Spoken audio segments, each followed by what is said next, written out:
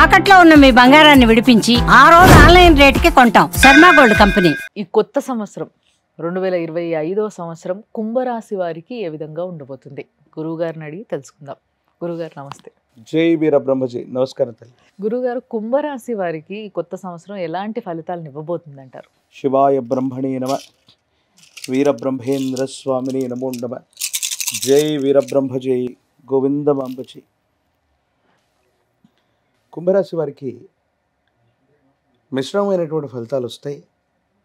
కానీ మిశ్రమమైనటువంటి ఫలితాలను కూడా అనుకూలవంతంగా మార్చుకునేటువంటి అవకాశం కూడా ఉంది. ఒకవైపు ఏమో ఏలినాటి శని, రెండవ వైపు ఏమో కొంతకాలం ద్వితీయ స్థానంలో రాహు సంబంధమైన సంచారం. ఇవి ఉన్నప్పటికీ ఆర్థికపరమైనటువంటి ప్రణాళికతో ముందుకు వెళ్ళటం వల్ల అనుకూలవంతం. కానీ తొందరపడి ఉన్నటువంటి ఉద్యోగానికి రాజీనామా పెట్టడం, కొత్త వ్యాపారం చేద్దామని శ్రీకారం చుట్టడం, ఉన్న వ్యవస్థల నుండి పొరపాటున కూడా బయటికి రాకండి. ఆర్థికపరమైనటువంటి అంశాల్లో మీరు తీసుకునేటువంటి నిర్ణయాలు, రాహు మాయాస్వరూపుడు కాబట్టి ఇంతకంటే పెద్ద ఉద్యోగం వస్తుంది, ఇంతకంటే గొప్ప వ్యాపారం చేయగలుగుతామన్న ఆశతో మనం తీసుకున్న నిర్ణయాలు కొన్నిసార్లు పొరబడవచ్చేమో, వాటి కారణంగా ఇబ్బందులు వస్తాయేమో. కాబట్టి ఉద్యోగం కానీ వ్యాపారం కానీ ఎటువంటి పరిస్థితుల్లో కూడా కొత్త వ్యవస్థలకి శ్రీకారం చుట్టకండి. భార్యాభర్తల మధ్య అనుకూలత బాగుంటుంది. కానీ కుటుంబపరమైన అంశాల్లో మీ దగ్గర కుటుంబ సభ్యులతో ఎందుకో తెలియదు అభిప్రాయ భేదాలు మొదలవుతూ ఉంటాయి. ఆ కారణంగా అందరూ బాగుండాలి, సంతోషకరంగా ఉండాలి, కలిసిమెలిసి జీవించాలని మాట్లాడేటువంటి మీకు అకారణంగా సొంత మనుషుల నుంచి ఈ తిరస్కార ధోరణులు ఎందుకు మొదలయ్యాయో అర్థం కానటువంటి పరిస్థితి మాత్రం వస్తుంది. ఇది మానసికమైనటువంటి వ్యధకి, వేదనకి కారణమవ్వచ్చు. ఆర్థికపరమైన అంశాల్లో కొన్ని చిక్కుముళ్ళు ఉన్నాయి. క్రమశిక్షణతో, ఆర్థిక క్రమశిక్షణతో ముందుకు వెళితేనే ఈ ఇబ్బందుల నుంచి మనం బయటపడగలుగుతాం. చేసినటువంటి రుణ ప్రయత్నాల్ని బయటికి చెప్పలేకపోవటం, రహస్యమైనటువంటి రుణాలు లేదా శత్రువుల వల్ల బాధపడటం, ఇది ఆరోగ్యపరమైన అంశం మీద తీవ్రమైనటువంటి ఇబ్బందికి కారణమవటం, ఒక స్థిర చరాస్తిని అమ్మకం లేదా తాకట్టు పెట్టడం, ఇలాంటి పరిస్థితులు ఎక్కువగా చేసేటువంటి అవకాశం ఉంది. బాధ ఎవరికైనా వస్తే ఓ మంచి మనిషితో, మన మనిషితో చెప్పుకుంటే బాధ తగ్గిపోతుందని పెద్దలు అంటూ ఉంటారు. దైనందిన జీవితంలో ఇలాంటి కఠినమైనటువంటి ఇబ్బందులు ఏర్పడినటువంటి సందర్భంలో ఈ బాధలు తొలగించుకోవడానికి కాను మీకు మీరుగా మీ మనసులో ఉన్నటువంటి వేదనని ఎవరితోనైనా పంచుకోవటం వల్ల ఆ భారం తగ్గేటువంటి అవకాశం ఉంది. అంటే జీవితంలో కొన్ని కొత్త పరీక్షలు మొదలవుతాయి. మీరు చేసే రహస్య సమావేశాలు, రహస్య శత్రువులు, ఎవరికీ తెలియకుండా, కుటుంబ సభ్యులకు తెలియకుండా చేసిన అప్పులు, ఇవన్నీ బహిర్గతం అవటం వల్ల మీకు సంబంధించినటువంటి వ్యక్తిగతమైన జీవితంలో కొత్త చిక్కులు వచ్చే అవకాశం ఉంది. కాబట్టి మనస్ఫూర్తిగా మీ మనసులోని బాధని కుటుంబ సభ్యులకి, జీవిత భాగస్వామికి, మీరు ఎవరిని నమ్ముతారో, విశ్వసిస్తారో వాళ్ళతో మాట్లాడటం వల్ల చాలా యోగదాయకమైన ఫలితాన్ని మీరు తప్పకుండా పొందుతారు. చాలా చాలా క్లిష్టంగా ఉంది. అసలు మీరు చెప్తుంటే వింటుంటేనే వాళ్ళకు కూడా కొంచెం టెన్షన్గా ఉండొచ్చు, ఇలాంటివన్నీ ఉన్నాయా అని. మరి విద్యార్థుల పరిస్థితి ఎలా ఉందంటారు గురుగారు? ఏకాగ్రత లోపం లేకుండా విద్యార్థులు పరీక్షలు రాయాలి. కొన్ని సందర్భాల్లో ఎంతో ఏకాగ్రతతో ఎగ్జామినేషన్స్కి ప్రిపేర్ అవ్వటం వల్ల శని రాహు సంబంధమైనటువంటి స్థితి వల్ల ఆరోగ్యం సహకరించలేకపోవటం. చాలామంది పిల్లలు బాగా చదువుకుంటారు, ఎగ్జామినేషన్ సందర్భంలో మాత్రం చాలా ఇబ్బంది పడుతుంటారు. దీనికి కారణం ఈ గ్రహగతుల యొక్క ప్రభావం. ఆరోగ్యపరమైన అంశాల పట్ల కూడా జాగ్రత్త అవసరం. విరామం, విశ్రాంతితో ముందుకు వెళ్ళేటువంటి ప్రయత్నం చేయండి. తప్పకుండా యోగదాయకమైన ఫలితాలు వస్తాయి. ఇబ్బందులు, సమస్యలు, ప్రతిబంధకాలు ఏవైనా ఉంటే కూడా తొలగిపోయేటువంటి అవకాశం ఉంది. భవిష్యత్తు అంతా కూడా చక్కగా ఉంటుంది. మరి ఉద్యోగులు, వ్యాపారవేత్తల పరిస్థితి ఏ విధంగా ఉండబోతుంది ఈ సంవత్సరం వాళ్ళకి? ఉద్యోగస్తులకి, వ్యాపారస్తులకి మరొకసారి చెప్తున్నాం, బదిలీని కోరుకోవటం, ఉద్యోగాన్ని మానేయటం. ప్రైవేట్ ఉద్యోగులు అవ్వచ్చు, అవుట్సోర్సింగ్ రంగంలో ఉన్న వాళ్ళు అవ్వచ్చు, ఉద్యోగంలో ఎదురయ్యే సవాళ్ళని, ఆ ఒత్తిడిని తట్టుకోలేక మనం ఏదైనా వ్యాపారం చేసుకుందాం, ఎందుకు ఈ విధమైనటువంటి పరిస్థితుల్లో ఉండాలన్న ఆలోచన చేత మీరు తొందరపడి నిర్ణయం తీసుకోవటం వల్ల కొన్ని మాసాల పాటు మళ్ళీ మీరు ఖాళీగా ఉండాల్సిన పరిస్థితి వస్తుంది. మీ ఆర్థికపరమైన అంశాల్లో ఇబ్బందులు మొదలవుతాయి. వ్యాపార సంబంధమైన విధి విధానాల్లో ఉన్నవాళ్ళు, కొత్త వ్యక్తులు మిమ్మల్ని మోసగిస్తారు. ఈ ఉద్యోగం చేస్తేనో, ఈ వ్యాపారం చేస్తేనో, లేదా ఇది మొదలు పెడితేనో మీకు వేలు లక్షల్లో ఆదాయం ఉంటుందని కొత్త వ్యక్తులు చెప్పేటువంటి విషయాల్ని మీరు నమ్మకండి. అలాగే సైబర్ మోసగాల వలలో కూడా చిక్కుకునేటువంటి అవకాశం ఉంది. ఎందుకంటే సాటర్న్కు సంబంధించిన స్థితి, మిగతా గ్రహాల యొక్క స్థితిగతుల వల్ల, మనకు తెలియని వ్యక్తుల వల్ల ధన నష్టం కలిగే అవకాశం. ఫోన్లో ఏదో మెసేజ్ని ఎవరో పంపించడం, దాన్ని మనం ఓపెన్ చేసి చూడటం, ఆర్థికంగా నష్టపోవటం, లేదా మనకు బిల్లులు చెల్లించారని కొంతమంది చెబుతున్నా అది అబద్ధమై ఉండటం.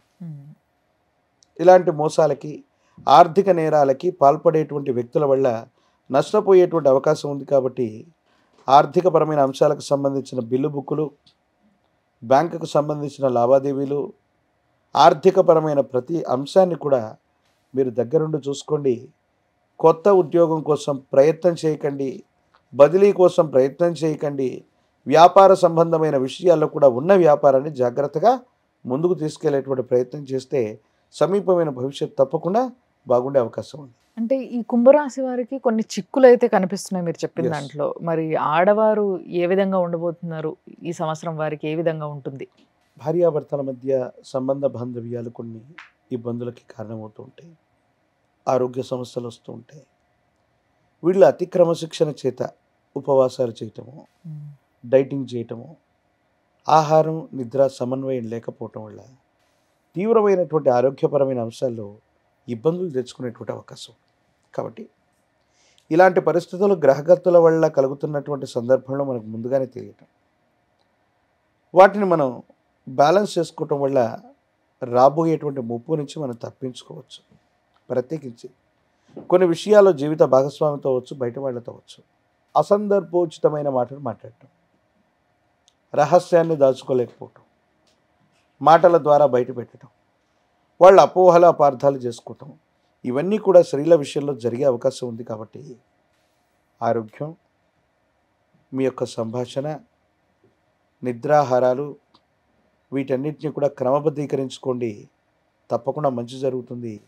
ఏ అంశాన్నైనా జీవిత భాగస్వామికి కానీ ఎవరికైనా చెప్పాలనుకున్న సందర్భంలో మాత్రం 1కి 2 సార్లు ఆలోచించే నిర్ణయం తీసుకోండి. అనుకూలవంతమైనటువంటి ఫలితాన్ని తప్పకుండా పొందుతారు. మరి ఆఖరిగా రాజకీయ నాయకులకి ఏ విధంగా ఉండబోతుంది గురుగారు? రాజకీయ కుంభరాశి. నాయకులు పదవీ ప్రాప్తి కోసం మరికొద్ది కాలం వేచి చూడక తప్పదేమో. పరిస్థితుల యొక్క సహకారం ఉన్నప్పటికీ కూడా శత్రువర్గం, ప్రత్యర్థి వర్గం మనకంటే బలంగా ఉండటం, మన అవకాశాలని గండి కొట్టేటువంటి ప్రయత్నం చేయటం, ఇది కొంత మానసికమైనటువంటి వ్యధకి కారణమయ్యేటువంటి సందర్భం. ప్రజా సంబంధమైనటువంటి బాంధవ్యాలు, మన పనుల కంటే ఇతరుల పనులు చేసి పెట్టడం వల్ల సమయము, ధనం రెండు కూడా వృధా అవుతుంటాయి. అయినప్పటికీ ఇతరుల కోసమే మన జీవితం అన్నట్టుగా మీరు ప్రయత్నాలు చేస్తుంటారు. ఇది మానసికమైనటువంటి వ్యధకి, ఆందోళనకి కారణమవుతుంటుంది. ఏమి చేసినా భగవత్ సంబంధమైన అనుగ్రహం చేత యోగదాయకమైనటువంటి ఫలితాలని మీరు పొందుతారు. సానుకూలవంతమైనటువంటి స్థితిగతులే భవిష్యత్తులో ఉండబోతాయి. దాంట్లో ఎటువంటి సందేహం కూడా లేదు. కొంతకాలం వేచి ఉండండి. సరైనటువంటి పదవుల్ని మీరు తప్పకుండా పొందేటువంటి అవకాశం కనపడుతుంది. మరి ఇంత చింతలో ఉన్న వాళ్ళకి, అంటే వాళ్ళకి ఆల్రెడీ ఈ ప్రభావం మొదలయ్యి ఈ చింతలో ఉన్న వారికి ఏ దేవుణ్ణి ఆరాధిస్తే బాగుంటుందంటారు? ఎప్పుడూ కూడా మనకు సమస్యలు వస్తున్నాయి, కుటుంబం మొత్తం చిక్కుల్లో ఉంటుందంటే ఇలవేల్పు కరుణ లేకపోవటం. కుంభరాశి జాతకులు మీ ఇలవేల్పు దేవతా స్వరూపం ఎవరైనా అయి ఉండొచ్చు. పరమేశ్వరుడు అవ్వచ్చు, విష్ణుమూర్తి అవ్వచ్చు, అమ్మవారు అవ్వచ్చు, గ్రామదేవత అవ్వచ్చు. ఇలవేల్పు దేవతా స్వరూపాలని విశేషంగా ఆరాధన చేయండి. ఇలవేల్పు యొక్క అనుగ్రహత, అనుకూలత ఉంటే మీకు వచ్చినటువంటి సమస్యలన్నీ కూడా పటాపంచలైపోతాయి. ఇలవేల్పు కరుణ లేనిది ఏది సాధించలేము. కాబట్టి ఇలవేల్పు దేవతా స్వరూపాలని, ఇష్ట దేవతా స్వరూపాలని పూజించటం, నియమనిష్టాలతో కూడిన దీక్షలు చేయటం వల్ల మనం అంటూ ఉంటాం, అందరూ కూడా చెప్తూ ఉంటారు, ఉపవాసం ఎందుకు చేస్తారంటే, ఉపవాసం అంటే భగవంతుడి దగ్గరగా ఉండటం, లేకపోతే అన్నాన్ని తినకపోవడం అది కాదు. పాప సంబంధమైన తీవ్రతను తగ్గించడం కోసం ఉపవాసం చేస్తాం. ఓకే. శరీరాన్ని కష్టపెట్టుకోవటం, మానసికమైన భావోద్వేగాలను నియంత్రించటం. అందుకే ఎప్పుడైనా ఏకాదశి పర్వదినం నాడో వేరొక రోజు ఎవరైనా ఉపవాసంతో ఉన్న వ్యక్తి భోజనం చేయమని ఇంకొకరికి చెప్పకూడదు. చాలామంది అనుకుంటారు నేను ఉపవాసంతో ఉన్నానన్నా కూడా ఇవాళ తిననని చెప్పినా నన్ను ఫోర్స్ చేసి భోజనం పెట్టట్లేదని. కాదు కాదు.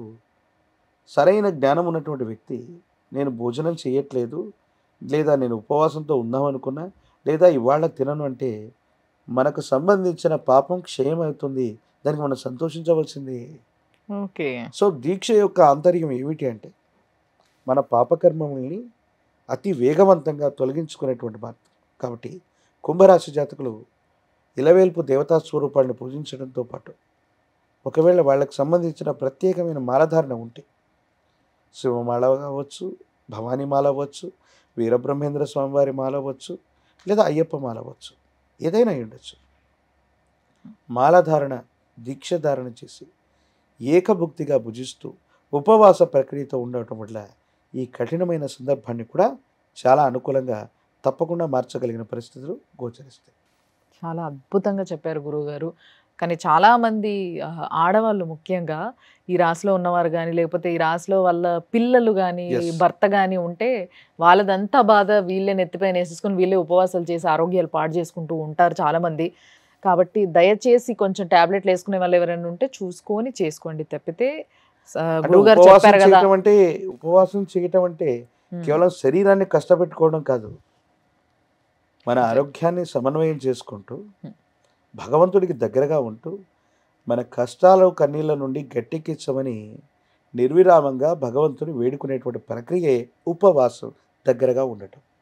అది చెప్పారు కదా గురువుగారు. దీన్ని బట్టి అర్థం చేసుకొని కొంచెం ఓపికతో ఉండాల్సిన సమయం కొంచెం ధైర్యంగా ఉండండి ప్లీజ్. ధన్యవాదాలు గురుగారు. జై వీరబ్రహ్మ, జై గోవింద బాబాజీ.